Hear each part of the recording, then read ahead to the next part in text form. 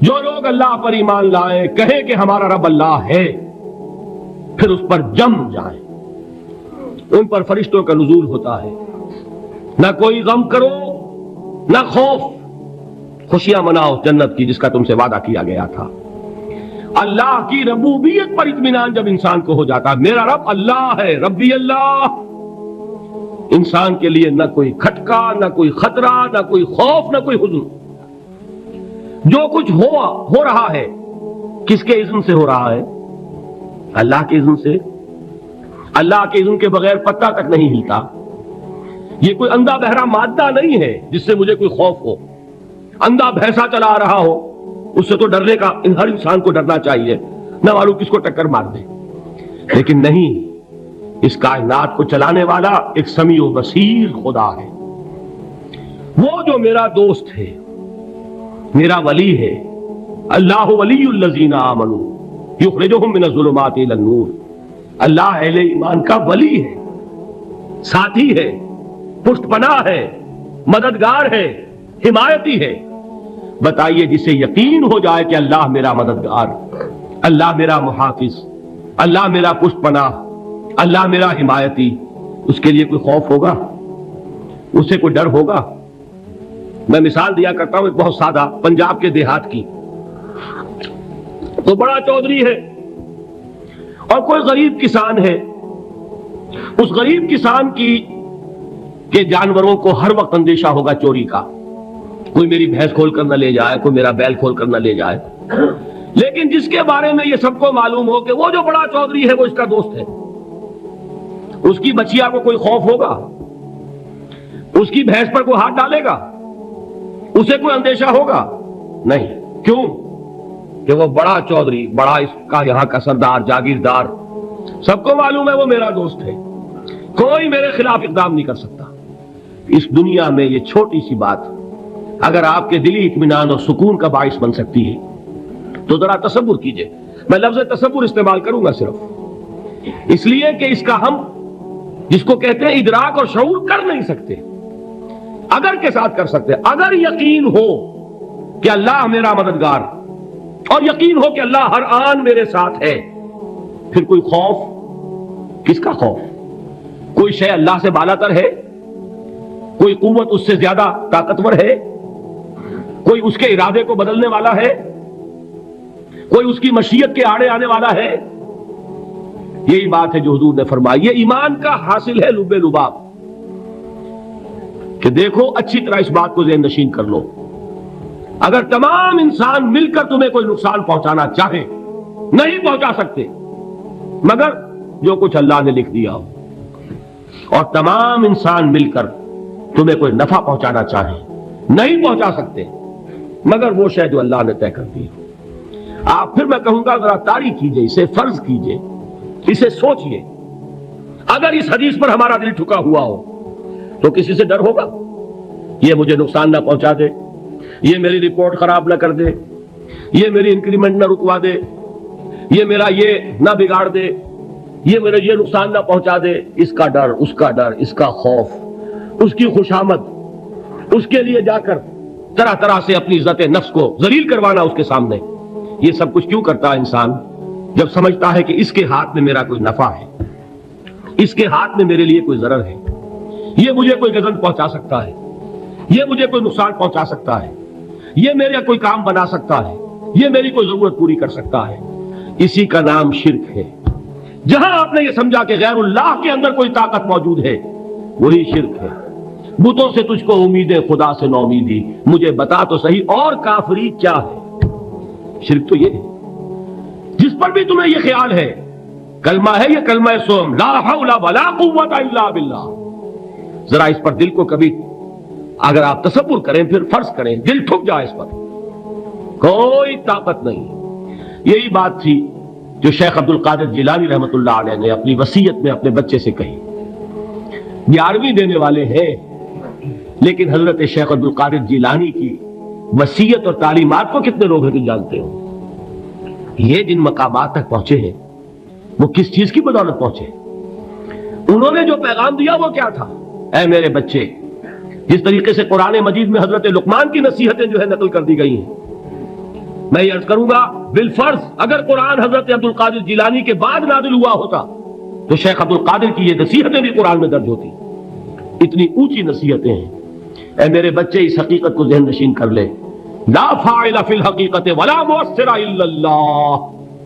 اس کائنات میں نہ کوئی فاعل حقیقی ہے نہ مؤثر حقیقی ہے سوائے اللہ کے. کسی شے میں کوئی تاثیر نہیں اگر اللہ نہ چاہے.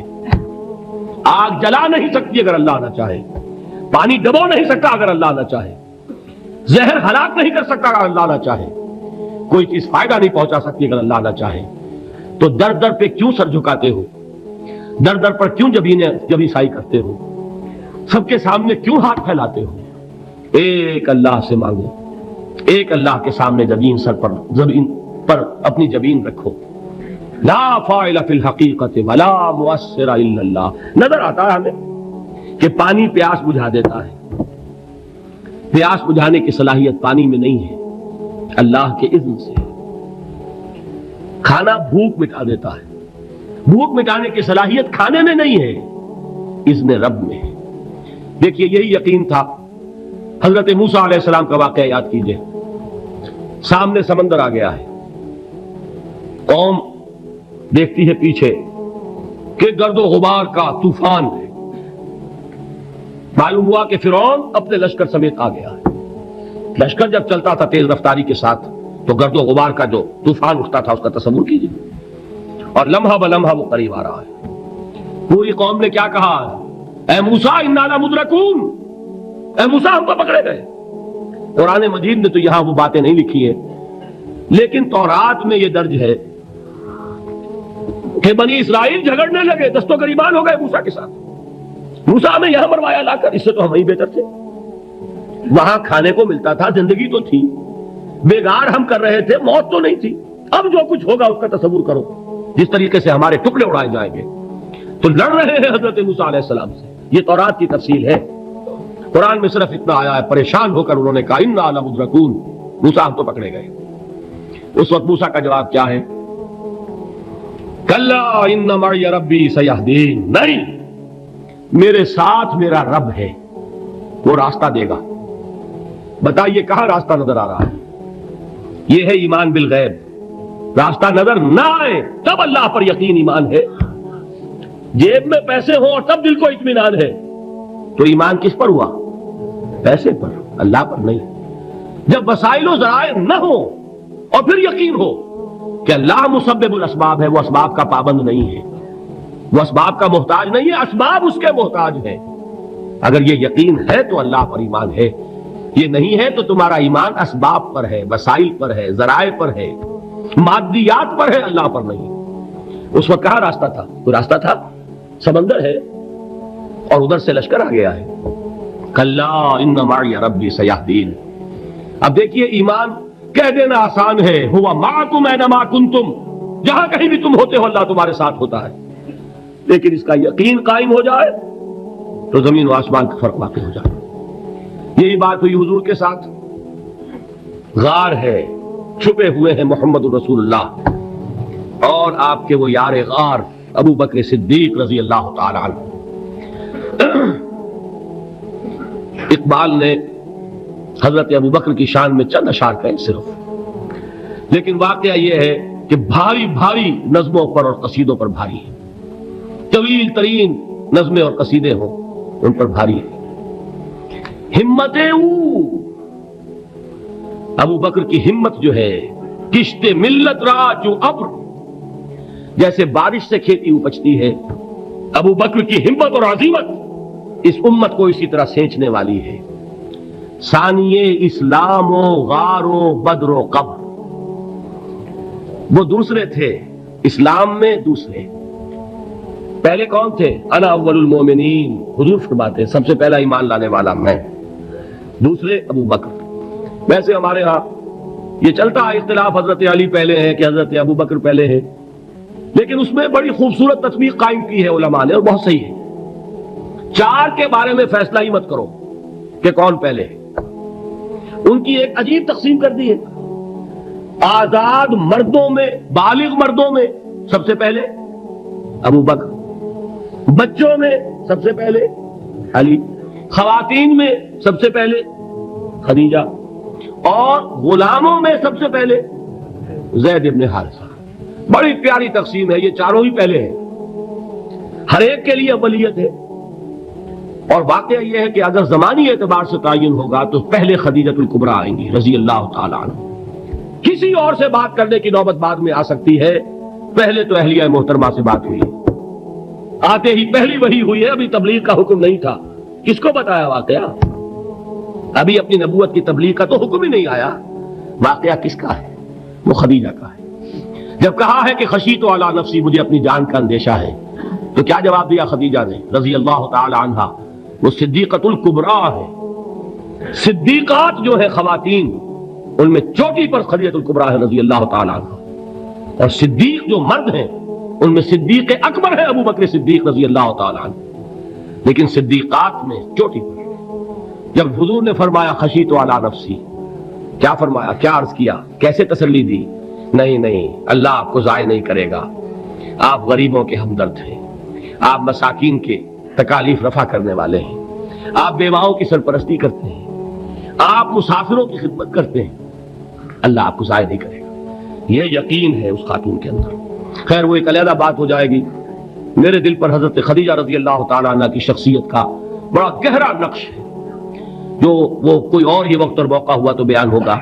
بہرحال اقبال نے ایک مصرے میں جو 4 اولیتیں جمع کر دی ہیں، ہمتیں او کشت امت را چو ابر، ثانی اسلام و غار و بدر و قبر۔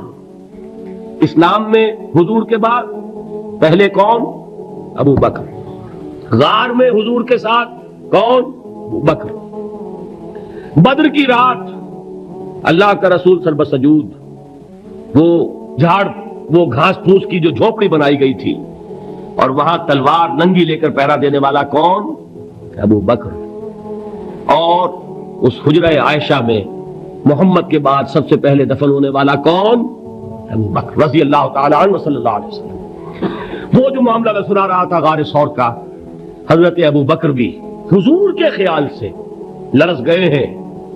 آپ کو یاد ہوگا کہ جا کر پہلے تمام جتنے سوراخ تھے انہیں بند کیا ہے، ایک سوراخ رہ گیا تھا جس کو بند کرنے کے لیے کوئی کپڑا نہیں تھا، وہاں اپنی ایڑی رکھی ہے، تب کہا ہے حضور سے تشریف لائیے، اور اپنے زانو پر حضور کو لٹایا ہے، اور وہاں کسی موذی جانور نے کاٹا ہے، حضور کی آنکھ لگ گئی تھی، اس وقت اس بل کے اندر جو بھی بچھو ہے کیا ہے واللہ عالم، اس نے کاٹا ہے، اس کی تکلیف کی وجہ سے ابو بکر کی آنکھوں سے آنسو ٹپک گئے، حضور کے چہرے مبارک پر پڑے ہیں، تو حضور جاگے ہیں، معاملہ کیا ہے؟ ایڑی نہیں ہٹائی وہاں سے، مبادا وہ جانور وہاں سے نکل کر محمد الرسول اللہ کو کوئی گردن پہنچا دے، ابو بکر کی ایڑی ہے، جس طرح چاہے کھا لے، ختم کر دے، جان نکل جائے تب کوئی آنچ آئے محمد پر تو آئے، لیکن جیتے جی نہیں۔ وہ ہے ابو بکر حضور کے خیال سے۔ اس وقت حضور نے پھر اپنا لعاب دہن لگایا ہے، اور اس سے پھر آپ کی تکلیف ختم ہوئی۔ جیسے خیبر میں حضرت علی کی آنکھ دکھ رہی تھی، اس کو جو شفا حاصل ہوئی ہے وہ بھی حضور کے لعاب دہن سے ہوئی۔ تو بہرحال اس وقت انہوں نے کہا ہے کہ اے نبی یا رسول اللہ، اگر اس وقت ان میں سے کسی نے غیر ارادی طور پر بھی اپنے قدموں کی طرف جھانک لیا تو پکڑے جائیں گے۔ کیا جواب تھا اللہ کے رسول کا؟ لا تحزن ان اللہ معنا، اللہ ہمارے ساتھ ہے، کیوں گھبراتے ہو ابو بکر؟ یہ ہے ایمان باللہ، میرا مالک اللہ، میرا رازق اللہ، میرا محافظ اللہ، میرا مددگار اللہ، میرا پشت پناہ اللہ، میرا دوست اللہ۔ یہ دوستی ہے اللہ کی جو لب لباب ہے، حاصل ہے ایمان کا، اسی کا نام ولایت ہے۔ اولیاء اللہ کے سروں پر سینگ نہیں ہوتے، جس کے دل میں ایمان راسخ ہو چکا ہو وہی اللہ کا ولی ہے، جسے اللہ پر یقین ہو چکا ہے وہی اللہ کا ولی ہے، جسے یقین ہے اللہ میرے ساتھ ہے، میرا مددگار، میرا پشت پناہ، میرا ساتھی، میرا دوست، میرا محبوب، میرا محب۔ اللہ اہل ایمان سے محبت کرتا ہے، واللہ یحب الصادقین، ان اللہ یحب الذین یقاتلون فی سبیلہ صفا کانہم بنیان مرصوص۔ اللہ محبت کرنے والا، اہل ایمان محبوب، اور اہل ایمان محبت کرنے والے اللہ محبوب۔ والذین آمنوا اشد حبا للہ۔ آپ تصور کیجئے جسے یہ رشتہ ایمان یا رشتہ ولایت حاصل ہو جائے، الا ان اولیاء اللہ لا خوف علیہم ولا هم یحزنون، آگاہ ہو جاؤ، اللہ کے دوستوں کے لیے نہ کوئی خوف ہے نہ کوئی حزن ہے۔